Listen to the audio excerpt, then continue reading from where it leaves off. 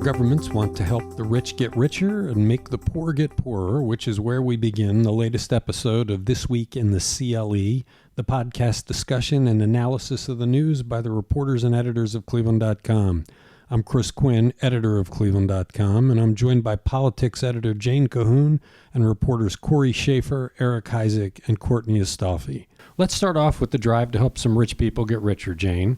We learned from Andrew Tobias that some state legislators, in a move that can only be called sleazy, tried to slip in a special tax exemption for people who live in one of Ohio's toniest suburbs, Hunting Valley. Governor Mike-Dewine did the decent thing by putting a halt to it, but Jane, how is it going to work? Well, they were going to give a tax break to residents of Hunting Valley where the median home value is $1.3 million. But the argument for it was that they pay a disproportionate amount to the orange schools. So they were going to cap the property taxes for people in that village and make it based on the number of students that they send to the Orange School District, which is not very many.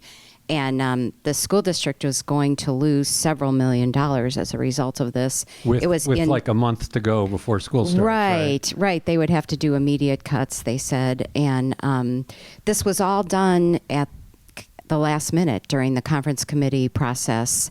No discussion, no debate. And in fact, the people at the school district found out about it, but they weren't told. So they had to spring into action to try to get the governor to veto it. I mean, the people in Hunting Valley have an argument that they pay a disproportionate share of the costs, and it's not without merit. There is some evidence of that. Many of the people who live there, I guess, send their kids to private schools. But they didn't seek any kind of open debate on this. They just kind of snuck off to lobbyists to get it through. Right. There is certainly an argument for it. They say they have an undue tax burden. I guessing that not very many of our listeners feel really sorry for the people in Hunting Valley. It's a very wealthy place, but yes, there is an argument for it. But why did they have to keep it a secret if it was such a good thing? Well, like you said, the district learned of it. They went to the governor. He did the right thing.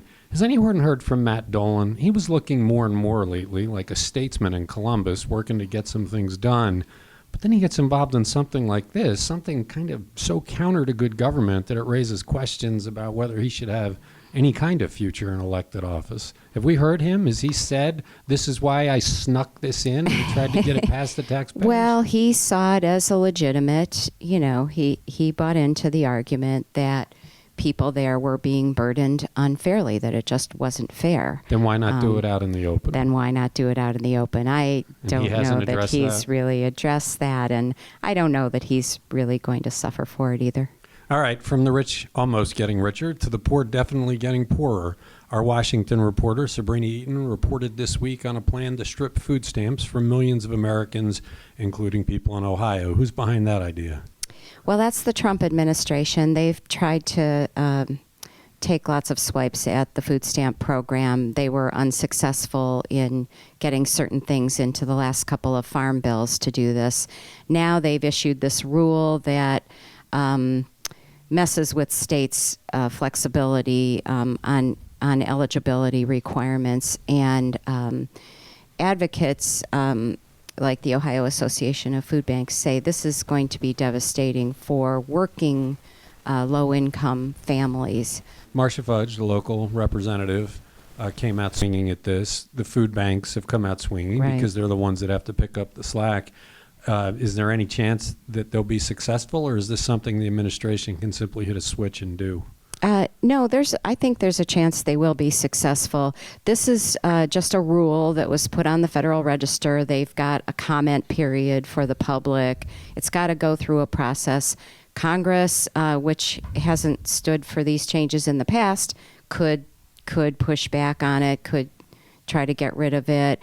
And as we've seen in the past, the Trump administration has backtracked on other issues. So this is far from a done deal. I don't think people should worry right now about immediately getting kicked off.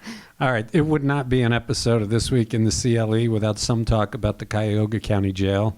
Corey, you had a doozy of a story following up on the arrest a while back of a jail guard accused of selling illegal drugs to inmates. What's the latest on that? So it's going through the pretrial process. This corrections officer's named Stephen Thomas. The big bombshell that came last week, he had asked for his bond to be lowered so he could, not lowered, but restrictions lifted on his bond so he could go out and get a job because he's been placed on unpaid leave ever since he got indicted.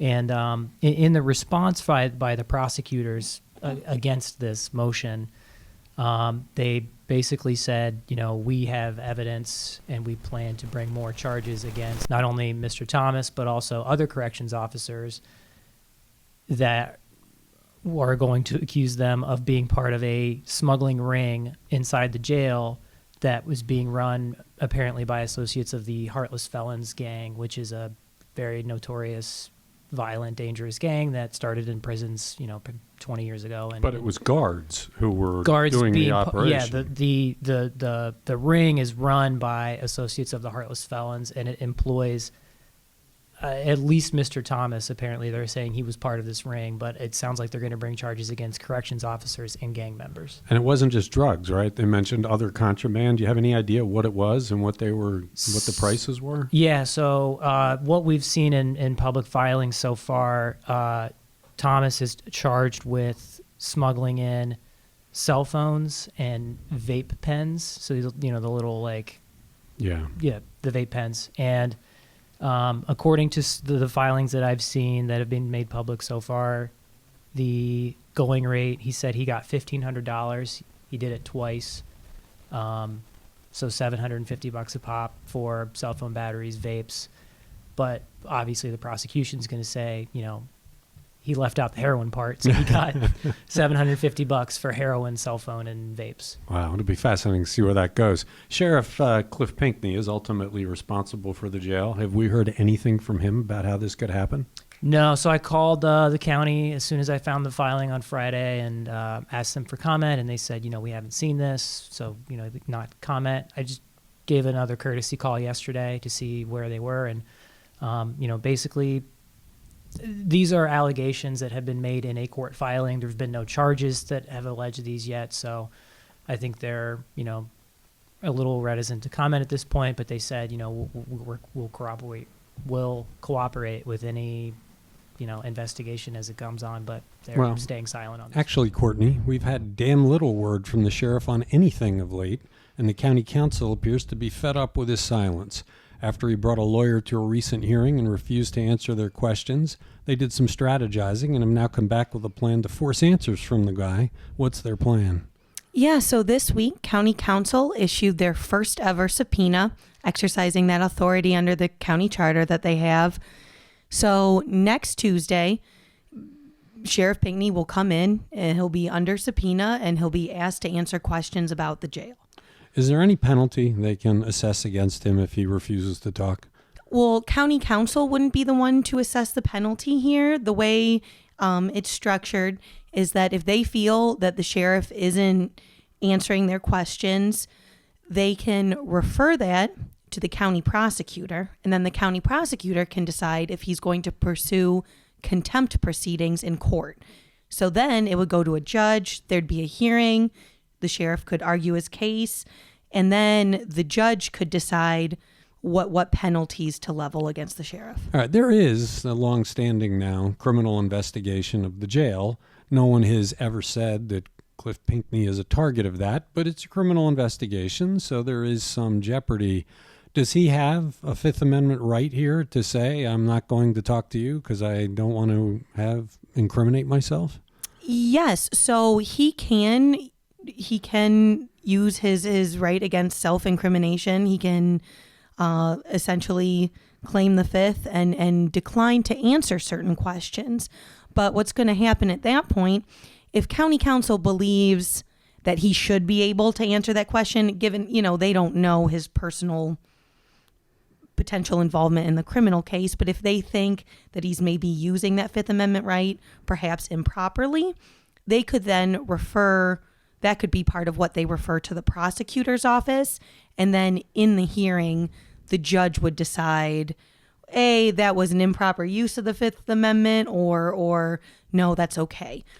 Normally, if a county employee refused to answer questions at the request of the council, they could ask Armin Budish, the county executive, to fire the person because they're not doing what they're required to do as part of their job. But Cliff-Pinkney retires, 2 days after this scheduled hearing? Yeah, a couple days later.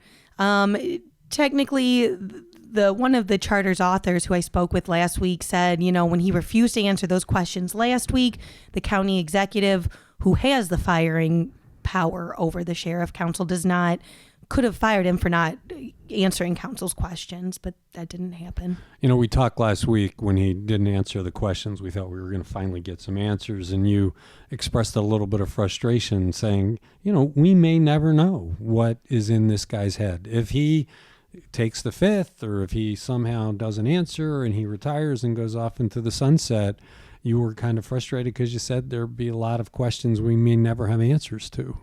Yeah, unless this goes to trial and these facts come out in that venue, I don't know if we ever necessarily hear from him about what he thinks what went wrong in the jails and circumstances there.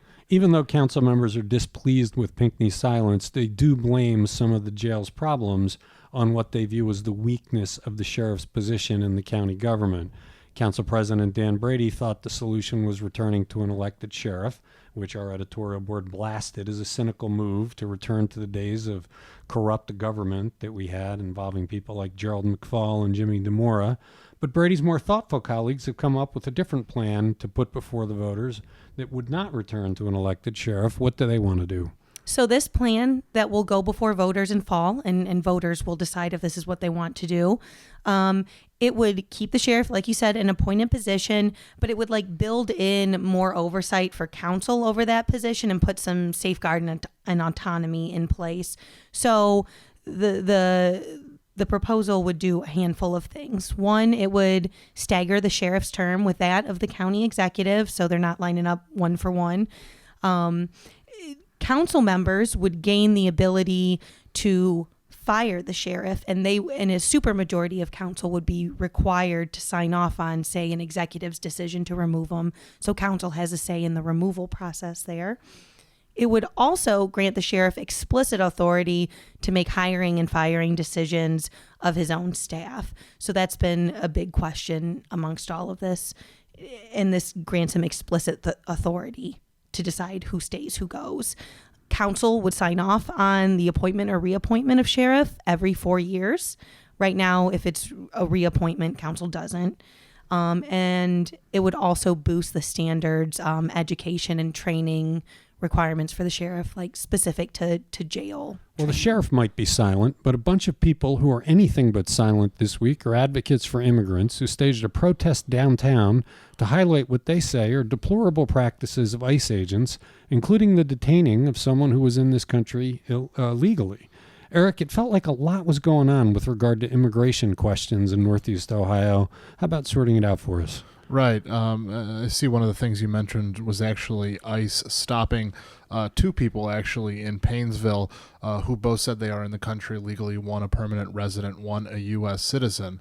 Interestingly enough, though, some of the rancor and some of the frustration from a lot of the immigrant community, particularly Hispanics, really ramped up in a public way on Monday when they held a protest outside the Free Stamp or right around the Free Stamp in downtown Cleveland. The significance was not lost on me, but about 100 people showed up, pretty much saying enough is enough. They feel like they're targeted. These immigrants feel like they're being targeted by ICE unfairly. Some may not be in the country legally, but they've also been trying to take steps to rectify that, and also at the same time are not committing crimes and are really trying to be a part of the community. Instead, they think ICE is targeting them unfairly and really letting some of the people who they should be going after just roam free. The immigration issue throughout much of the Trump administration has had people who are involved in it on edge, but suddenly in Northeast Ohio particularly, we seem to be on high alert. And maybe it's because for the past 2 weekends, the Trump administration had made it sound like they're going to be rounding people up. But it does. I mean, last Friday, word went out there was a raid going on in Lake County. We mobilized a team here. It turned out to be a false alarm. What do you think is causing that kind of level of alert? I think it's frankly the news cycle and every one of us who keeps writing about it. I'm not saying any reporter should ever not cover this, but it's not like people live in a bubble. As you pointed out, there has been a lot of news going on about the Trump administration and ICE's plans to do large roundups in 10 major cities and really target a lot of people who have been here for a while. Those, as you said, did not happen, and none of the news reports I saw said any of those were actually supposed to happen in Cleveland. But still, people who are maybe not in this country legally and their advocates see that, it already puts fear, and it really just takes one or two arrests for that to basically turn into a game of telephone. One arrest turns into 2, turns into 8, turns into 6, turns into 16, and all of a sudden we have a full-blown raid that's happening that didn't turn out to be true. Speaking of the Trump administration, Donald Trump is running for president again next year. It's very early to be thinking about polling, and we actually have problems with the reliability of polling in the last election cycles. But we do have a Quinnipiac poll this week on the presidential race. It is mildly interesting. Jane, why is that? Well, it's interesting because former Vice President Joe Biden is leading Donald Trump by 8 percentage points, the same margin that Donald Trump won the state by in 2016. And it's a little bit more than Sherrod Brown just won the Senate re-election last November. He won by 7%. Correct. So you could argue it's a signal that Ohio is still a battleground state. However, I would caution not to put too much into this because, as you said, it's way early. And in Ohio, the Republican Party is very strong, organized, efficient. They know how to get their candidates elected, as they proved in 2018, which was largely a Democratic year. Even the lesser-known candidates, how they fared, where it was a dead heat, was interesting because Donald Trump is known. He did win the state big, and you have all these no names that people haven't even sorted out yet, pretty much being in a dead heat with him. Right. The Pete Buttigieg, I believe, and Warren, Sanders, Kamala Harris, they were all in statistical ties with the president. We've been wondering, what will those Obama voters who became Trump voters, where are they going to be? This is an early indication, and really the reliability is questionable. But it was an interesting thing to talk about. Yeah. So it just could be, Biden is so well known. Who knows? All right, let's close it out with some more talk about incompetent government. Courtney, the Inspector General for Cuyahoga County, took a deep look at how the county screwed up with a $300,000 grant that it must now pay back. What was the grant for, and what were the mistakes the county made in dealing with it? So this grant was to upgrade the county's fingerprint system. This is an important piece of technology that the medical examiner uses. It's used in the county jails. And the one that Cuyahoga County currently has is super out of date, so this was an important upgrade. The county got this grant money and bought 2 servers that were to be used for the fingerprint system. However, at the same time, they bought 2 other servers. When they went to install it in their setup, they put the grant servers in and hooked that up to the rest of the county system, and then the 2 other servers just sat on a shelf unused for like 3 years. And they've never been used. No. So we'll see them in surplus equipment sales someday, brand new, never been used in box. Well, the county could use them, so they're there, but it defeats the whole point of why they got them. Now it's dated technology, right? It's 3 years old. Yeah, what the Inspector General and the Internal Auditor found in their report is that the IT department didn't track the serial number, so they didn't even write down on a piece of paper which was which. But that was just one of the problems that the independent review found. All right. So if you look back over the past year and a half, we have seen one never ceasing list of incompetent acts by county government. There was some hope that when Armin Budish named former county prosecutor Bill Mason to be its chief of staff, that this would finally come to an end, that Bill Mason would get things under control. Are you seeing evidence of that yet? What is Mason in place? Has he started? Where do we stand? Yeah, he's a couple weeks into the job. It sounds like he's starting to make little changes. Nothing we can report yet, but things are starting to come out. It sounds like he's kind of putting his hand on the wheel and starting to guide things. What are you going to do if he gets things under control? What will you write about when there's no longer a long list of incompetent acts to follow? I'll take a deep breath and enjoy a little bit of relaxation after a crazy year. All right. Coming up in a moment, the city of Bedford stops enforcing a law that critics said targeted African Americans. You're listening to This Week in the CLE. Lakewood Together, powered by cleveland.com, is an exciting new approach to covering the vibrant city of Lakewood. Receive daily updates on businesses, elections, construction projects, and more. I'm cleveland.com's Emily Bamforth, and I cut through the chatter to bring you the most relevant information about your town, answering your questions or investigating the online buzz. The most important part of Lakewood Together is that we're starting a conversation about what you want to talk about. All you have to do is text back. It's This Week in the CLE. I'm Chris Quinn with Eric Heisig, Jane Cahoon, and in this segment, reporter Mary Kilpatrick and special projects editor and rockthelake.com coordinator Laura Johnston. Many cities have laws on the books that seek to curtail what they see as nuisance calls to police by residents. With tight budgets, cities want to make sure that their police are called for legitimate reasons. But the city of Bedford's nuisance law is a good bit more drastic than most, and critics say it has often been used against African Americans. Eric, this law has been in the crosshairs of critics for a while. Why is that? When we say critics, we're talking about the ACLU of Ohio. It's basically been in the crosshairs because the law... Why don't we just start with what the law is? It basically allows officials to designate somebody a nuisance after a law is alleged to have been broken 2 times. The problem with that law, according to critics, is it does not differentiate between the offender and the complainant.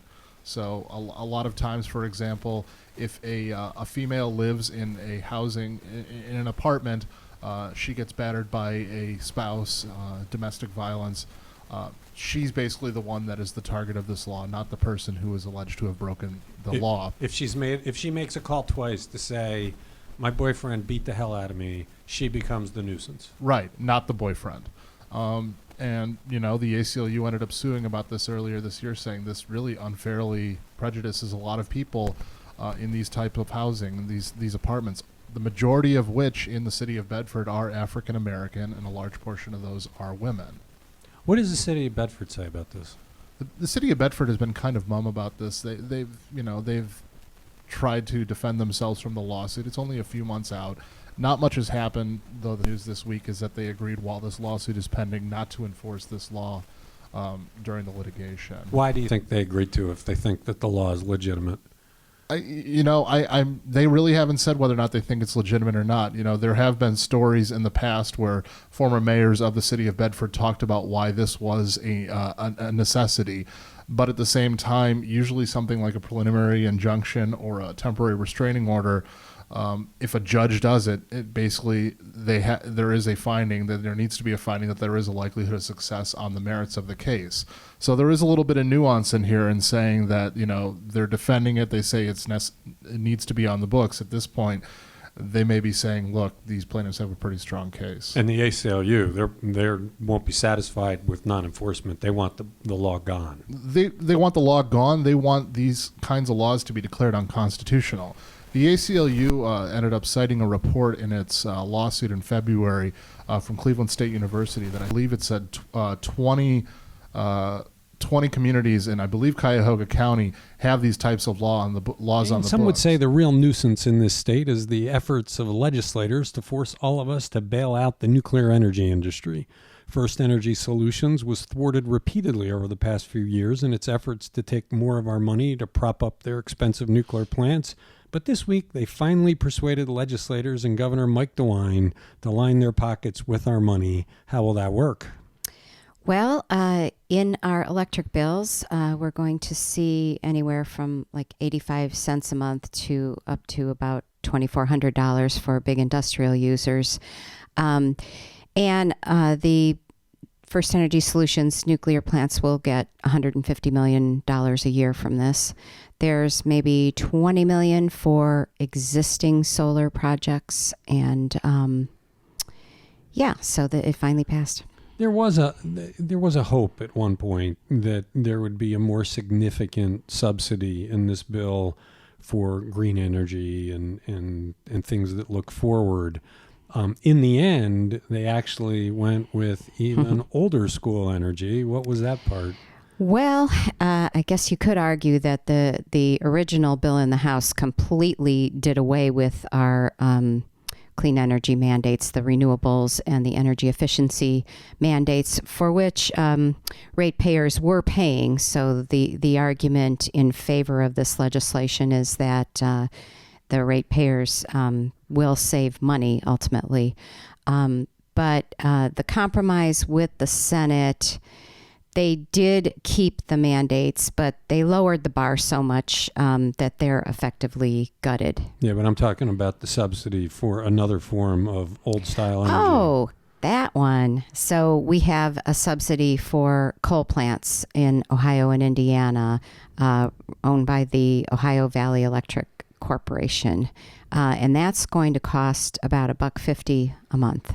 Should point out that the First Energy Solutions argument for this is that, yes, today energy is cheap because we have this bountiful natural gas. But if the day comes when that is being exported or the demand is higher and the price goes up, right now with nuclear plants, you have a hedge against that. It's more expensive now, but ultimately could be cheaper unless those plants get closed down. So they think ratepayers should provide some insurance for the future by bailing them out now. Quite a few people feel otherwise. Correct. And ultimately, the legislature and Governor Mike-Dewine went in with the nuclear industry. I think it, I'm just guessing here, but I think it took about 10 seconds for that bill to land on his desk before he signed it. This might not be over. As your team reported earlier this week, there might be an effort afoot to stop it. Correct. Some business and environmental interests are teaming up to push for a statewide referendum on this. They've already filed paperwork and they're getting underway. Who knows how successful they will be given all the money that's been poured into this issue. You got to believe it's going to be an uphill battle. Eric, we talked last week about the big stroke lessons to be found in a database that was recently released showing where the drug makers distributed opioids throughout the nation in Ohio. You said at the time you were working on mashing that massive database into lessons for the state. You published a searchable database this week. What did you learn from it? I learned that Rich Exner is one of the best people to work with in this newsroom, especially when it comes to data. So that was the first lesson I learned. We love Rich. Yeah, and the second lesson I learned, and I don't know if it's a lesson or if it's just an interesting aside, but we are so focused, really. We live in Cuyahoga County. We work in Cuyahoga County. I think a lot of us in the newsroom are very focused on Cuyahoga County because that's what we cover. At the same time, looking at the map, looking at the data we made, or we sorted out, it really shows that Cuyahoga County did not have nearly the level of prescription painkillers between 2006 and 2012 when this data is from, as we see in other parts of the state, especially in that southern and southeast Ohio corridor. We should point out the data does end in 2012, and Northeast Ohio did see more problems with opioids in the following years. Right. And it seems like, at least in this segment of the data that we have, it really was more of a rural thing than it was an urban thing, which it later did become, as you rightly pointed out. You also are looking at pharmacies that distributed these opioids. That's part of the database.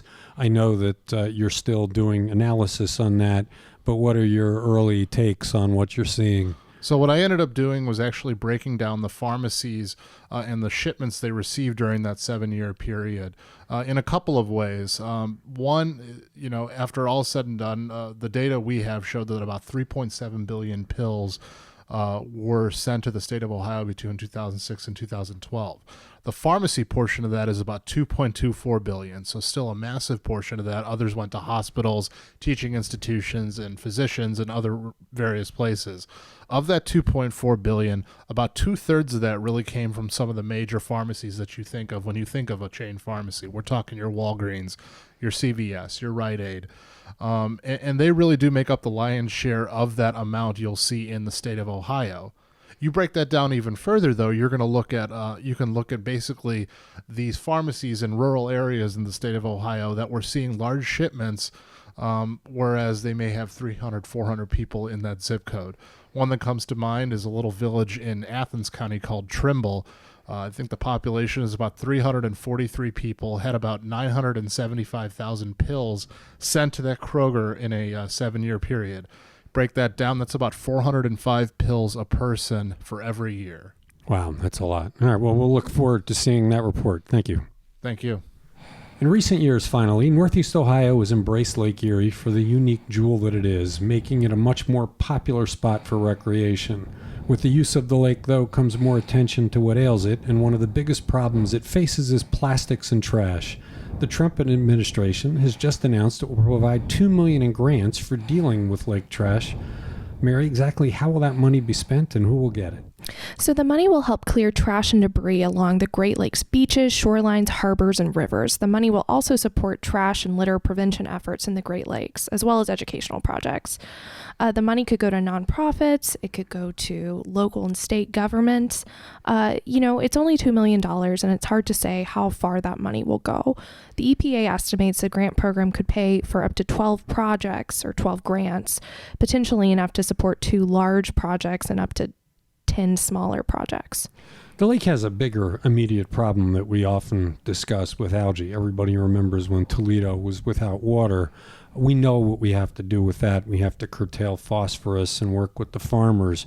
Trash is a different matter. It's hard to get a feel for how big an issue this is and how much plastic is in the lake. How do we figure out the overall danger? Laura?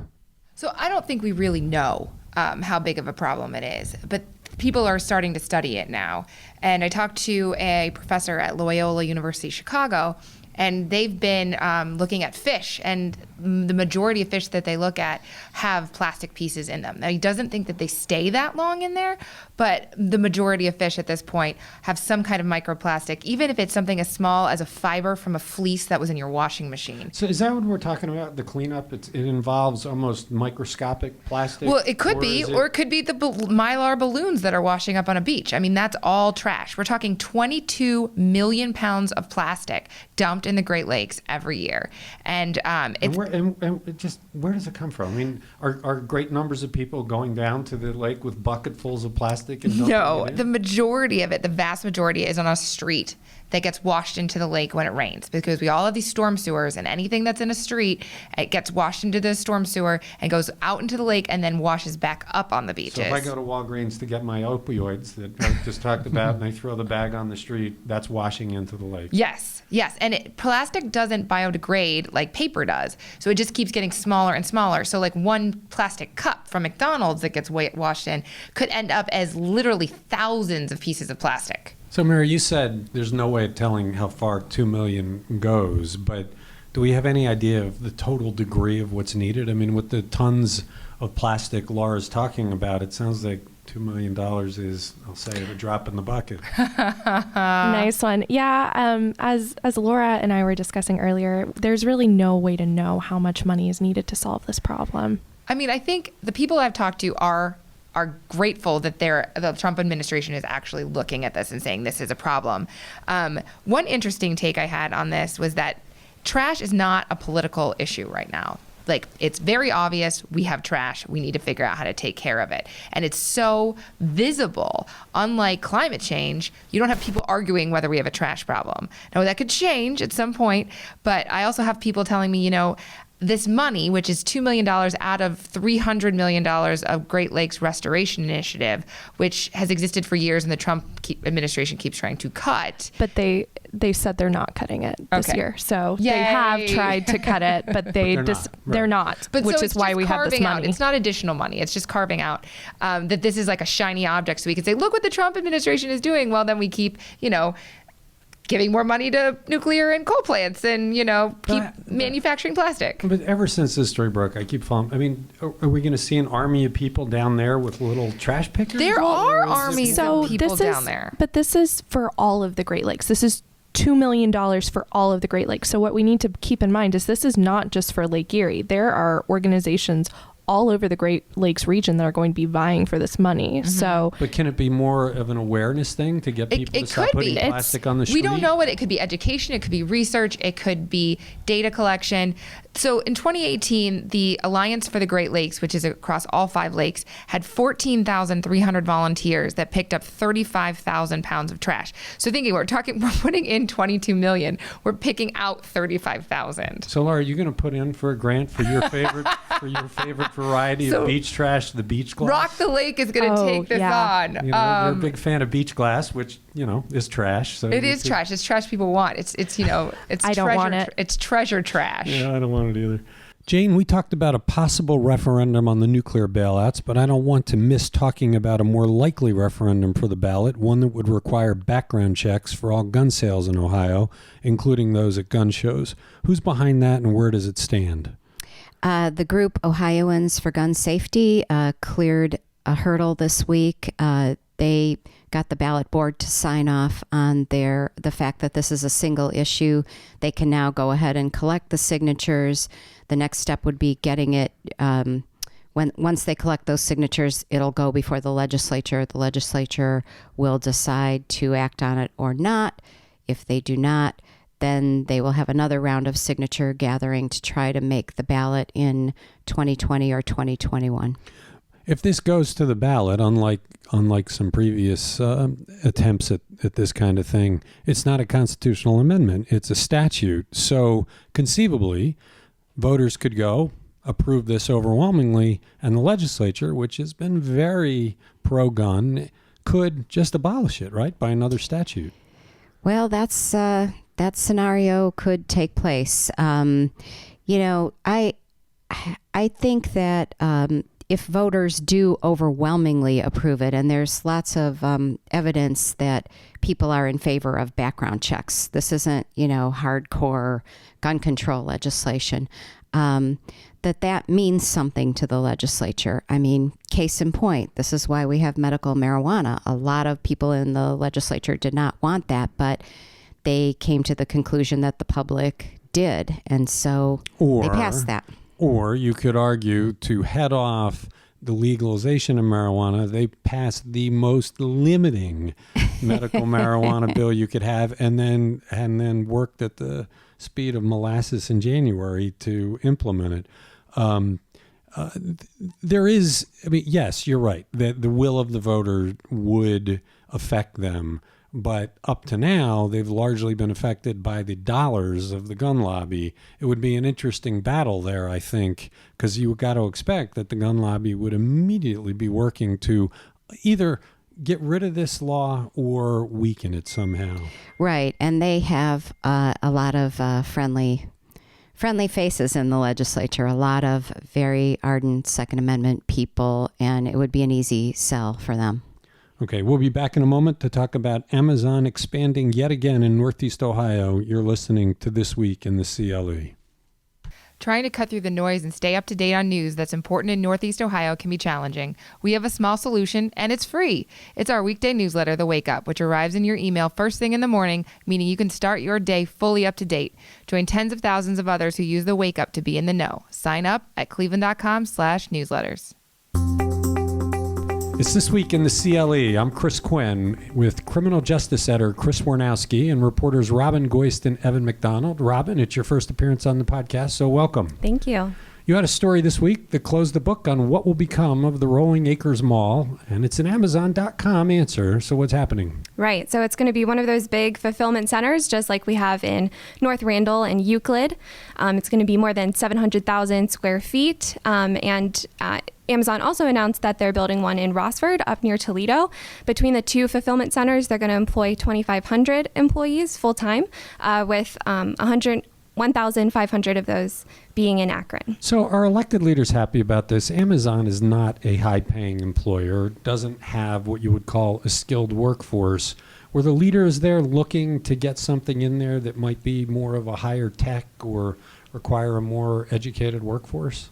Well, elected leaders are definitely excited about this. They've been working on it for more than a year. The city, the county, everyone is really excited to get these jobs there. But like you said, we've looked at other fulfillment centers across the country, really high turnover, and these are really physically demanding jobs working in these warehouses. So, the $15 an hour is really great. Benefits are really great. But like you said, there is an issue perhaps with the quality of the jobs there.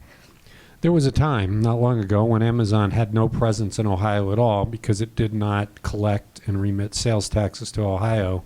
The state finally persuaded Amazon to start collecting those taxes, which opened the state up for Amazon facilities. And we now have a bunch. I mean, this is becoming one of our biggest employers. But as people look to the future, they're hoping Ohio becomes more of a tech center. And this is really going in the opposite direction. This is much more of the Walmarts and it's almost like Amazon is replacing the brick and mortar retail with now more brick and mortar retail. Chris? I think one of the things that these elected officials aren't considering or even thinking about really is the fact that Amazon is also a leader in trying to automate its warehouses. So these great $15 an hour jobs that are being done by people who probably lost $25 to $35 an hour jobs when factories close down or when auto plants shut down, these jobs aren't going to exist in 10 years. And so whatever benefit the community is getting out of this, they're not going to be seeing it once Amazon figures out how to take the human out of their business model. Yeah, the warehouse will still be there. It won't be abandoned like a Walmart that's no longer in operation. But you're right, the income taxes and all of that will disappear. So what is the economic value? I guess the property taxes, but it doesn't lead to the workforce. Have we answered whether are they giving them very generous property tax benefits for doing this? So, they're getting a deal cut on that end too, right? Robin? Yes, absolutely. Over the years, that was part of the deal. It's looking like they're just following the same formula basically that they've fallen with all of the other facilities in Ohio, which this is the ones in Akron and Rossford are the 7th and 8th in the state. And to the point of automation, these are robotic, quote unquote, state-of-the-art facilities. So if you look at video footage of what these warehouses look like across the country, there's already a lot of automation. The workers work with Kindles in their hand to accomplish their tasks. And so the technology aspect is only going to increase going forward. Okay. Chris, you handled a story by reporter Adam Parise this week that was odd for all sorts of reasons, including the basic news. It's about the departure of the head person at the Cuyahoga-County Juvenile Detention Center. So let's start with the hard news of what happened. So apparently the new head of the Juvenile Detention Center, who replaces somebody who had only been there 1 year, spent 5 whole hours on the job and said, "I'm out." And it's on its face that is like absurd, but there is the letter that came out from the administrative judge at the juvenile court system, Kristen Sweeney, is equally absurd. I mean, you're talking about. Do you agree with me on this? Yeah, no. It was when we saw the letter last night before we could confirm it, we thought it might be a scam. It was like, this is so over the top. She's talking about the scientist that discovered that ulcers are caused by bacteria in the same breath that she's talking Vincent van Gogh. And this is all by way of announcing to her colleagues that this guy decided after 5 hours, this isn't for me. Yeah, there was a legitimate debate over the legitimacy of this letter that we've received anonymously. Somebody just sent it to us, and part of the wording of it was, "Is this real?"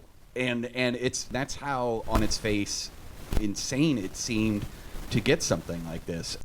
Evan, you recently covered the East Cleveland trial of a Cleveland police supervisor involved in the infamous 137 shots case involving many Cleveland police officers. So, how about for one last time, remind us what this case was about before we get into the details of the trial. So these charges date back to the November 29th, 2012 chase, where more than 60 police cars were involved in chasing Timothy Russell and Melissa Williams' car over 22 miles from the Justice Center in Cleveland to an East Cleveland middle school, and 13 officers fired 137 shots, killing them. Well, and let's set the stage. The officers were in a circle around the car, shooting at the car. It's a miracle that in the crossfire, none of the officers got hit. Yes. And that led to only one officer being charged in the actual shooting. Michael Brelo was acquitted in 2015 of voluntary manslaughter charges. But that incident really thrust Cleveland into the forefront of the national conversation about police use of force. So who was accused in this trial? Why was it in East Cleveland? And what was the verdict? So in this trial, Sergeant Patricia Coleman was charged with dereliction of duty. She was among 5 supervisors who were charged with that. And she was actually not involved in the shooting in any way. She was a passenger in one of the police cruisers during the chase. She wasn't even at the shooting scene when it happened. Their car got left behind when Timothy Russell pulled into an East Cleveland parking lot briefly. So what they were trying to prove for dereliction of duty was that some of her subordinates in the vice unit committed traffic violations during that chase, and that she is responsible for those traffic violations as their supervisor. All right, and ultimately she was acquitted. Yes, she was acquitted. A jury acquitted her on Friday. This trial, Chris, seemed like it was off the rails from the start. No sooner had it started, actually, that you flagged me because we had to get lawyers involved. Why did we do that? Because the East Cleveland Municipal Court put guards up at the door and said that they weren't going to allow the public to view the jury selection process, which is, obviously an affront to the open courts laws here. These are public proceedings, and, we had a right to be there just as anybody else did. And they said they weren't going to allow the public in because they didn't want to taint the jury pool, which, we all know is not legal. and we did get in. I did think, Evan, that throughout this trial, there were decisions that were made that if there were a conviction, would have been immediate grounds for appeal, including excluding the public from jury selection right off the bat. So in some ways, it probably saves the taxpayers a boatload of money that she was acquitted because we don't have to go through rounds of appeals. Right. There were some controversial moments. At one point, the defense attorney objected when East Cleveland's law director, Willa Hemmons, briefly played another officer's Garrity statement, which is his statement to internal investigators. Which is not to be used in criminal prosecutions any way possible, right? Yes. So she was arguing that she believed since that officer was not on trial and it was not his trial, she could use it.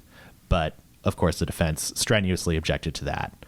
And there was also a moment where the East Cleveland police officer who signed the actual complaint against Sergeant Coleman testified that a Cuyahoga County prosecutor had basically told him to sign it when the case got transferred from Cuyahoga County Court to East Cleveland Court. And the defense said that the whole complaint should be ruled invalid, that the case should be dismissed, but the judge let that go to a jury. So, yeah, and the jury really probably spared us a lot of difficulty and money over the next years by just ending it. From 137 shots to 100 flats, a whole lot happened on a whole lot of tires were lost on a Cleveland highway one afternoon this week. What happened there?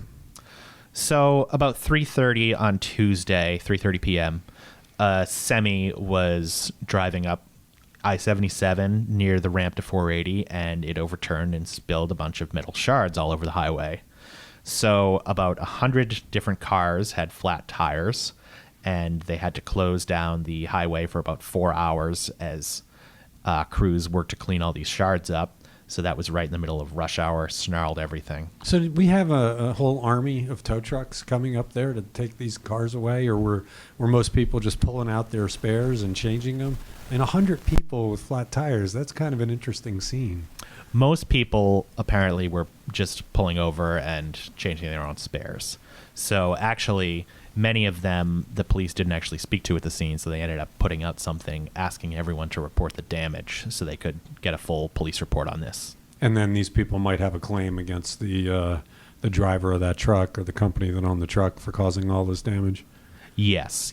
That driver was cited for not...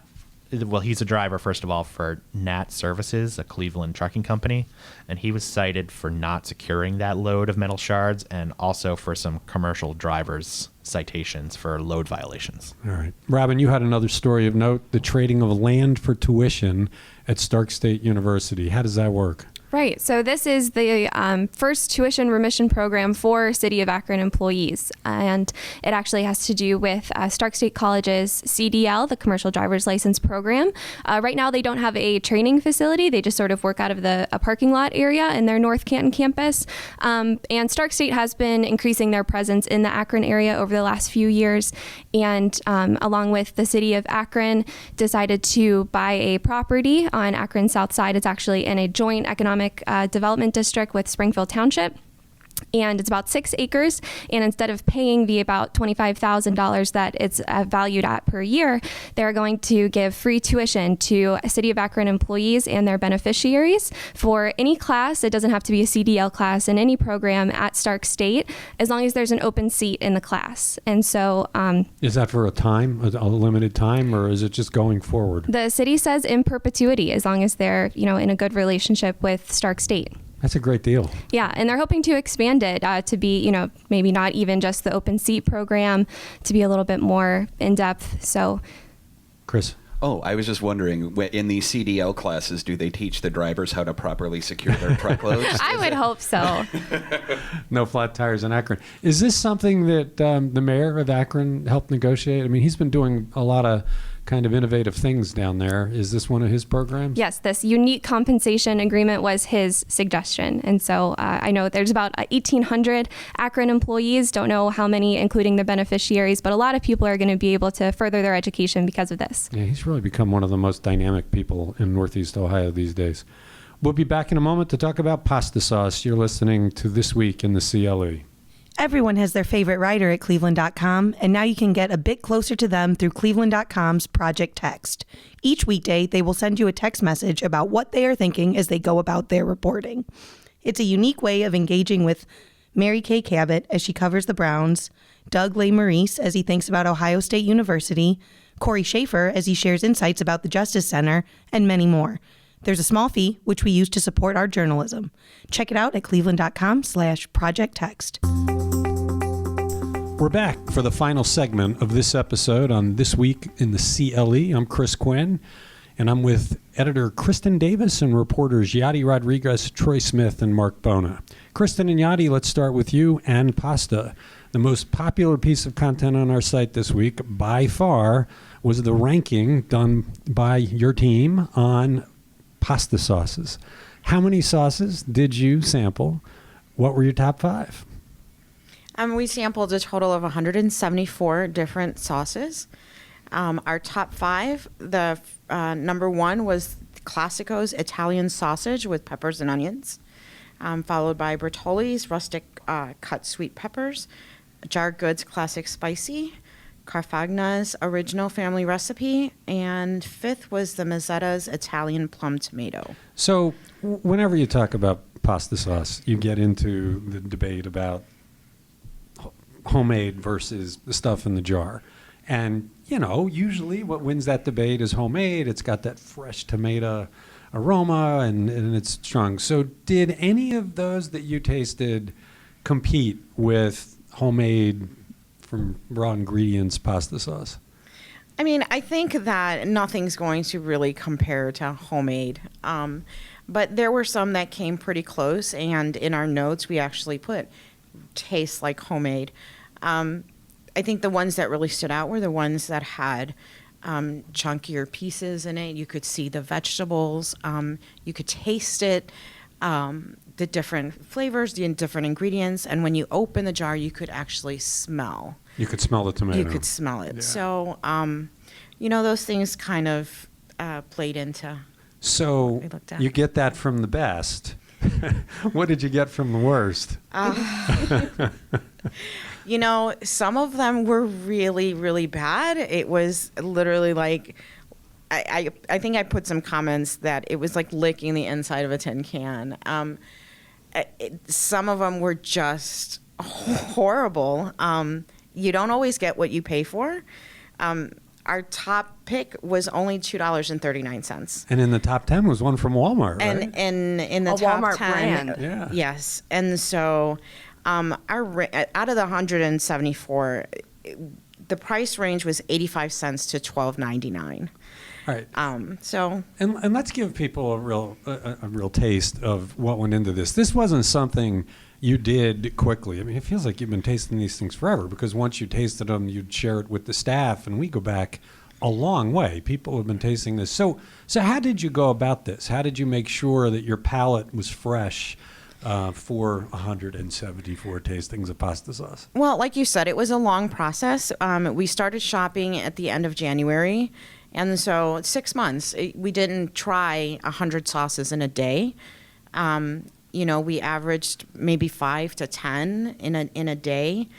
And we weren't sampling the whole jar. I mean, you have a couple pieces, you try it. And you use the same pasta with it every time? And we used the same pasta every time, the whole way through. And we took very good notes. We had a rating system, we refer to our notes. All right, so as you're doing this and you taste all 174, did you come to a point where you said, these are my top 5, I want to taste these together so I can pick which ones are the best? Yeah, and I think along the way, you always have the few that stand out and you remember. And so, we starred those on our notes. We knew, we went back and we retried them. And, like everything else, we sat back and what are your tops? What are my tops? Let's compare. What do we have in common? And go from there. And remember that we were looking at this on the consumer end. You go into the grocery store and you don't realize how many different varieties of sauce there are. And so we do now. You do now. And we're just trying, as an average consumer, go in there. And like I said, it's not necessarily the most expensive sauce. That's the best out there.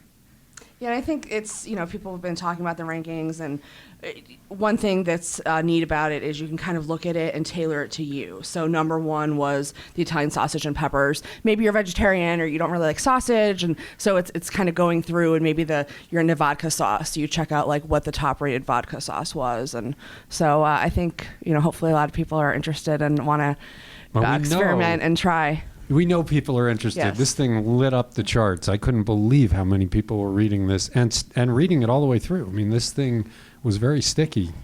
Are you guys going to update this as new sauces come out? No. They're never going to taste pasta sauce again. I'll tell you what, though. There are 2 that kind of really stood out as well. Our Lady of Mount Carmel, which is a local, and Stancatos is also a local. There are some good sauces to check out. So we're hoping that this at least gives people a chance to try out something new that they haven't, and give some love to local pasta makers out there. Very cool. Troy, you reported this week that we have another major movie being filmed in Cleveland by the guys who you now can argue, just this week, are the most successful movie makers on the planet. What's the movie that's coming? Who's making it? And why do I say they are the most successful on the planet? Well, it was a big weekend for the Russo-brothers, big week where they surpassed Avengers-end-game, surpassed Avatar as the highest grossing film of all time. So the Cleveland-bred Russo-brothers, Joe and Anthony, they have the highest grossing film of all time. And now they're bringing their next project, the next after their next, starring Tom Holland, who plays Spider-Man in the MCU. It's called Cherry, and they're going to film it in Cleveland. It's set in Cleveland, and Tom Holland, who looks like he's 12 years old, he'll be playing a guy in the Army who comes home, gets addicted to opioids, and starts robbing banks to pay for his habits. So it's kind of a darker role for him, but the Russo brothers seem excited about it. It's a smaller budget movie. It is a smaller movie. They're working on another film. I think might be filming in New York with Chadwick Boseman, who plays Black Panther. So they're not in the MCU anymore, but they're still bringing the MCU guys to their films. Do you think this will have more of the look and flavor of the Collinwood movie that they made? Yeah, I think so. But they're big time now. They've got a big production company in Asia. They're working on a lot of projects, some TV shows. So they really have entered the realm. If you look at just total gross per director, they're now in the top 15 or whatnot with the George Lucases, with the Steven Spielbergs, just over a total career. And they haven't been doing it in terms of blockbuster films nearly as long. So is this the fourth movie then they'll make in Cleveland, if you include the two Marvel movies, Collinwood, and now this? Or is there more even? I think that's it. But it seems like they want to bring more projects. This has been in the works with the Film Commission since April. The Russo brothers talked about wanting to bring the film here, and there's obviously been some debate about the tax credit, and they were waiting on that. So I think this is a good sign that they're bringing this film here in October, that maybe things are going to go the positive way with the tax credit. You're right. This announcement comes just after the state finally passed the budget that did include the tax credit, which there was a battle to take it out. And now it's at 40. They're trying to push it even further now to 100 million in the future. So this is a good sign that the Russo brothers are bringing this film here in October. It shows that a lot of future projects may be on the way. Chris, you have the right person in Troy writing on this. For listeners who obviously can't see it, he's got a Marvel tattoo on his right wrist. I forget that's there. He does know the Marvel Universe. Any word on whether this will be filmed just in Cleveland or could it be in the suburbs as well? Well, because the commission's gone through the change at the head, Ivan Schwartz is leaving, they're bringing someone new has come in. They've been a little hush with this. They have not officially given details on this. The word came from sites like Variety and Deadline. It says the Cleveland area, a couple stories say near Cleveland. So I think it's with the opioid crisis, banks, I got to feel like some of this stuff's going to be in the central Cleveland area or at least in the suburbs. Okay. Finally, the Indians tried something different this week, live coverage of a game on YouTube. Unfortunately, the coverage did not thrill some fans. Mark, what happened there? Well, this is a new deal that actually it's between Major League Baseball and YouTube, and I really think we're going to see a lot more of this in the future. The two entities recently struck a deal to air 13 games via YouTube. So listeners will get a little freebie taste of this now. And I believe the Indians-Toronto Blue Jays game this week was the second of the 13. Mixed blessing, and I'm not going to overly hammer YouTube for this because they're early out of the gates. On the plus side, they had qualified announcers who knew the stuff, who knew baseball and knew the Indians. Dan Plesac, a former pitcher whose nephew pitches for the Indians, spoke pretty lovingly actually about the Indians, and I'm sure fans like that. And in fairness, when ESPN started 40 years ago, they were pretty much of a rough outfit, and they had to work through their kinks. Now, on the negative side, this was really served as a giant, heavy-handed commercial for YouTube, which I thought was ridiculous. Jackie Redmond, the on-field announcer, did an interview, if you can call it that, with Francisco Lindor, and she basically gushed her way through it, and it was pretty bad. Worse was bringing on Louis Hilsenteger, who created a Unbox Therapy. It's a YouTube technology, a piece of technology. They not only did a pregame interview with him, they went on and on and on in the booth and throughout the entire bottom of the second inning. This was just a giant commercial for YouTube, and I think at times the sound quality was a little rough. But I'm not counting them out. As leagues, basically, as contracts, TV contracts come up with various sports leagues and with streaming services basically branching out more and more, we're going to see more deals like this, and I don't think this is going away. Well, and look, we're in an industry where we're constantly experimenting. You got to tip your hat to trying something different and learning from it and trying to get better. Fans were a little hypercritical. I did see one say, well, this is way better than the first one, so they're improving. I did have one person contact me and tell me that he was at a bar, and the people at the bar who were putting the TVs on apparently didn't see our stories about this early on because everybody was confused as to why the Indians game wasn't on Sports Time Ohio. All right, that does it for this episode. Thanks to Kristen, Yadi, Mark, Troy, and all the others who joined the conversation. This Week in the CLE is published most Thursday evenings. Hit the subscribe button to make sure you never miss an episode. We'll be back next week.